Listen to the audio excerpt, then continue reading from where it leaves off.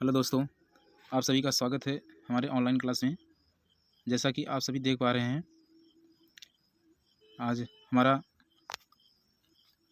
भारतीय संविधान जो ये रहे हैं, इसमें भारतीय संविधान आज क्लास फर्स्ट है और जितने भी इसमें संविधान है सभी को एक चैप्टर वाइज देखेंगे, एक क्रम से देखेंगे।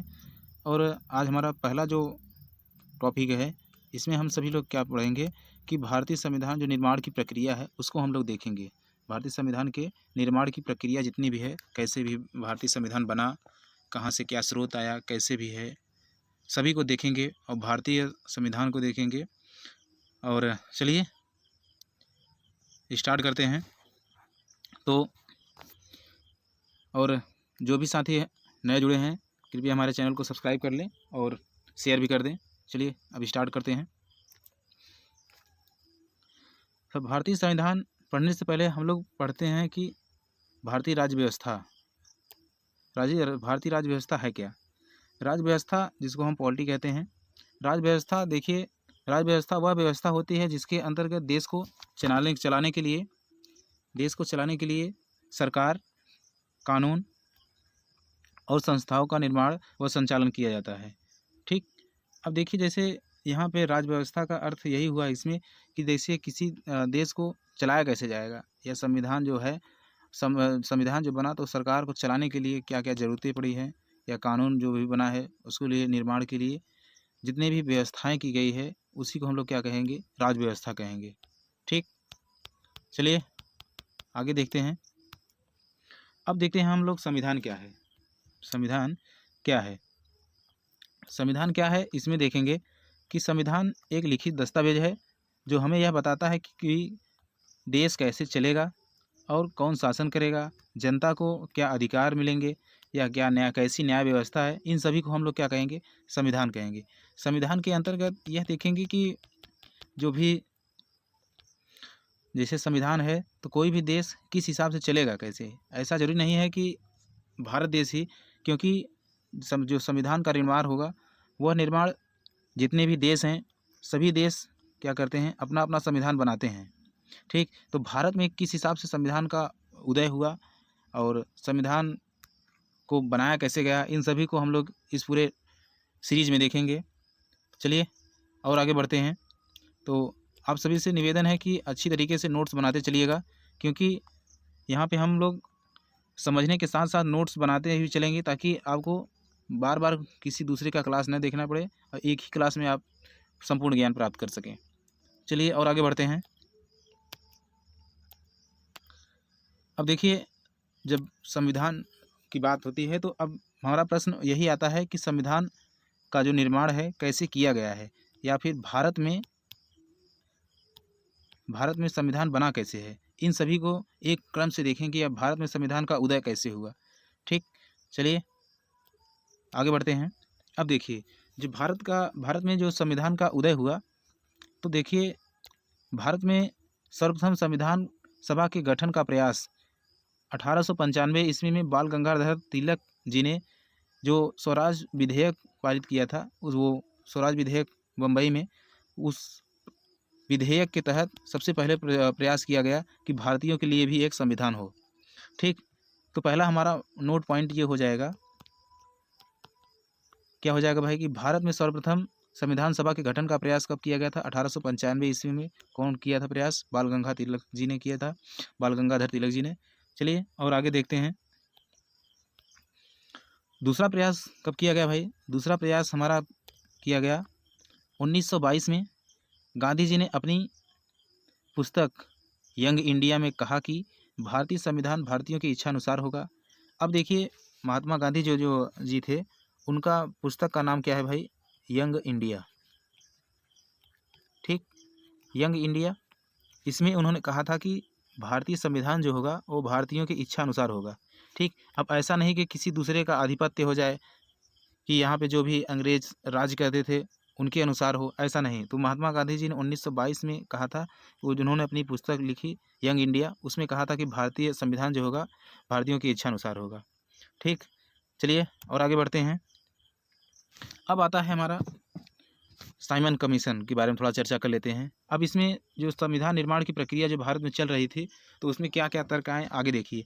अब जैसे इसमें एक नोट पॉइंट आता है, नोट पॉइंट यह आता है कि जैसे साइमन कमीशन जब साइमन कमीशन का भारतीयों ने कड़ा विरोध कर तत्कालिक भारतीय सचिव जो था बेकन हाइड ने भारतीयों को संविधान निर्माण की चुनौती दी, और उस चुनौती को स्वीकार कौन किया था भाई? मोतीलाल नेहरू जी ने स्वीकार किया था। तब जाके एक नेहरू। अब देखिए यह क्या है कि जैसे साइमन कमीशन जब भारत आया, साइमन कमीशन जब भारत आया था तो भारतीयों ने इनका कड़ा विरोध किया था। विरोध किया था कि साइमन कमीशन गो बैक के नारे भी लगे थे। तो इसमें जहाँ जो भारत का सचिव था कौन था भाई? Bacon hide. बेकन हाइड जो था, इन्होंने ये क्या किया कि भारतीयों को चुनौती दी कि आप अपना संविधान बनाइए। तो मोतीलाल नेहरू जी ने इसे स्वीकार किया था और जाके एक क्या प्रस्तुत किया था? नेहरू रिपोर्ट प्रस्तुत किया था। ठीक, तो यहाँ से कुछ न कुछ आधार मिला था, जो कि संविधान निर्माण की प्रक्रिया में कुछ न कुछ ये सब योगदान दिए थे।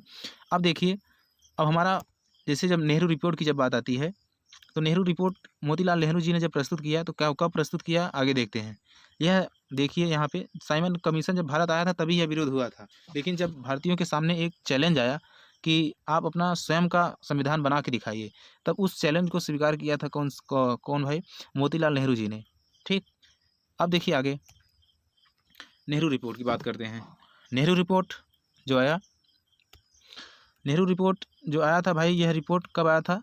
10 अगस्त 1928 को। ठीक, अब इसके अध्यक्ष जो थे मोतीलाल नेहरू जी थे। ठीक, और इस समिति में 9 सदस्य भी थे, 9 सदस्य भी थे नेहरू रिपोर्ट के अंतर्गत। और इन्होंने अपना रिपोर्ट जब पेश किया था तो 10 अगस्त 1928 को पेश किया था। ठीक, और यह भारतीयों द्वारा संविधान बनाने की दिशा में प्रथम प्रयास भी था कि कम से कम जब बेकन हाइड ने जब चैलेंज दिया तो मोतीलाल नेहरू ने उस चैलेंज को स्वीकार किया और 9 सदस्य, और यह भारतीयों द्वारा प्रथम प्रयास भी किया गया था कि हाँ, भारतीयों के लिए एक भी संविधान जो इतना नहीं था उसको बनाया जाए। ठीक, चलिए और आगे देखते हैं। अब देखिए अगला हमारा की पॉइंट आता है 1928 के बाद हमारा की पॉइंट क्या आता है? देखिए, औपचारिक रूप से संविधान सभा की मांग 1934 में मानवेंद्र नाथ राय द्वारा किया गया था। अब देखिए इन्हें कहा जाता है MN राव। ठीक, यह परीक्षा के पॉइंट के हिसाब से बहुत ही की पॉइंट है। क्यों? क्योंकि 1934 में मानवेंद्र नाथ राय जी ने औपचारिक रूप से संविधान सभा की मांग की थी। ठीक, चलिए और आगे बढ़ते हैं। अब देखिए फिर अगला हमारा की पॉइंट है, जो संविधान सभा जो निर्माण की जो मुख्य नींव रखा गया था, हम सभी पॉइंट को देख रहे हैं। अब इसमें देखिए, जैसे देखिए 1935 में कांग्रेस ने पहली बार संविधान सभा की मांग की थी। उससे पहले 1935 में कांग्रेस ने जब मांग किया था तो यह भाई उस समय मुख्य पार्टी कांग्रेस हुआ करती थी। तो उन्होंने जब यह मांग किया, ठीक, तो वह कौन सा सन था? 1935 में यह मांग किए थे। ठीक, चलिए और आगे बढ़ते हैं।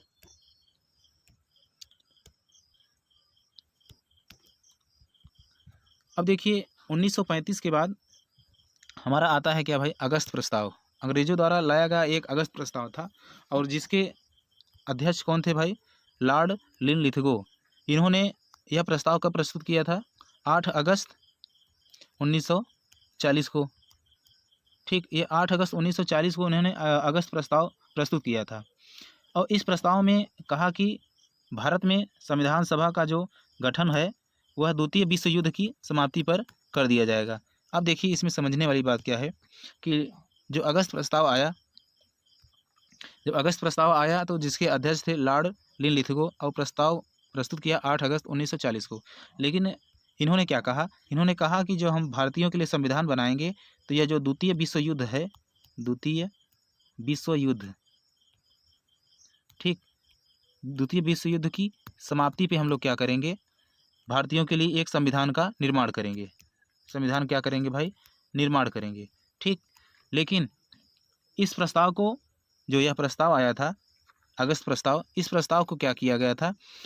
दोनों पार्टियां जितने भी थे, इस प्रस्ताव को, जो कांग्रेस की पार्टी थी और जो मुस्लिम लीग थी,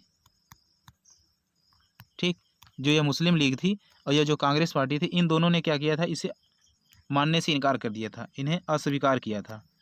ठीक, अस्वीकार इसे किया था कि यह ऐसा हम लोग नहीं मानेंगे, या द्वितीय विश्व युद्ध की समाप्ति तक हम लोग इंतज़ार नहीं करेंगे। इसका कड़ा विरोध हुआ था। और उसके बाद देखिए, इस प्रस्ताव में कहा गया कि आगे यही चीज़ लिखा है, इस प्रस्ताव में कहा गया कि भारत में संविधान का गठन द्वितीय विश्व युद्ध की समाप्ति के बाद किया जाएगा। जो अभी मैंने पहले बताया, यही चीज़ इसमें की पॉइंट लिखा गया है कि आप लोग नोट्स अच्छी तरीके से बना लीजिएगा। तो यह प्रस्ताव आया था, तो इसको मैंने बताया कि कांग्रेस और मुस्लिम लीग जो पार्टियां थी, इन दोनों ने क्या किया, इसको स्वीकार नहीं किया था। ठीक, चलिए और आगे बढ़ते हैं। यहाँ पे यही चीज़ लिखा है, नोट करके मैंने अभी लिखा, इस प्रस्ताव को कांग्रेस और मुस्लिम लीग जो थे, कांग्रेस और मुस्लिम लीग दोनों ने क्या किया था, अस्वीकार किया था इसे। ठीक, चलिए आगे बढ़ते हैं। अब देखिए, जब 1940 के बाद, फिर उसके बाद 1940 के बाद 1942 में क्रिप्स मिशन आता है। ठीक, भारत में जब क्रिप्स मिशन आता है, तो क्रिप्स मिशन आता है कब भाई, 1942 को। अब इसके अध्यक्ष थे कौन भाई, स्टैनफोर्ड क्रिप्स। ठीक, इसके जो अध्यक्ष थे स्टैनफोर्ड क्रिप्स। अब उसके बाद जब यह भारत आया, तो जब 1942 में यह आया प्रस्ताव, तो गांधी जी ने इस मिशन को खाली चेक के नाम से संज्ञा दिया था इसे। खाली चेक का मतलब है कि जैसे बिना तिथि का ब्लैंक चेक। ठीक, ब्लैंक चेक भी कहा था इसे। ठीक, अब देखिए, जो भी राष्ट्रीय पार्टियां थी, कांग्रेस या मुस्लिम लीग, सब चाहते थे कि भारतीय संविधान का निर्माण हो।